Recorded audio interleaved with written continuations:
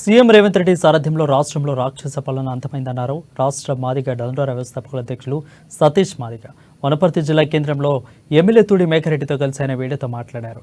Nagar Kurnool parliament నియోజకవర్గంలో 5 సార్లు మాదిగలకు అవకాశం ఇచ్చారని, ఈసారి మాల సామాజిక వర్గానికి చెందిన మల్లు రవిని గెలిపించాలని ప్రజలను కోరారు.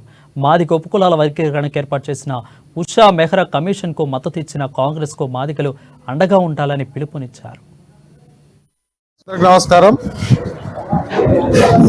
రాబోయే పార్లమెంట్ ఎన్నికల్లో నాగర్ కర్నూల్ పార్లమెంటరీ నియోజకవర్గం నుంచి శ్రీ మల్లు రవి గారిని ఎంపిక చేసినందుకు గౌరవ ఏఐసిసి పెద్దలందరికీ, పిసిసి పెద్దలందరికీ, సోనియమ్మ గారికి, రాహుల్ గాంధీ గారికి, రేవంత్ రెడ్డి గారికి, బట్టి విక్రమార్క గారికి అందరికీ ఫస్ట్ అభినందన తెలియజేసుకుంటున్నాం, థ్యాంక్స్ చెప్తున్నాం. దాంతోపాటు ఈ 7 నియోజకవర్గంలో గౌరవ మల్లు రవి గారు పెద్ద మెజార్టీతో గెలవబోతున్నారు. మేము మొన్న నవంబర్లో జరిగిన అసెంబ్లీ ఎన్నికల్లో ఎంత కష్టపడ్డామో దానికంటే ఎక్కువ కష్టపడి గౌరవ చిత్రహింసలు గురి చేస్తున్నప్పుడు, రాక్షస పాలన నడుస్తున్నప్పుడు దేవుని రూప పాలనను అందించారు. తెలంగాణ ప్రాంత ప్రజల యొక్క స్వేచ్ఛను అందించారు.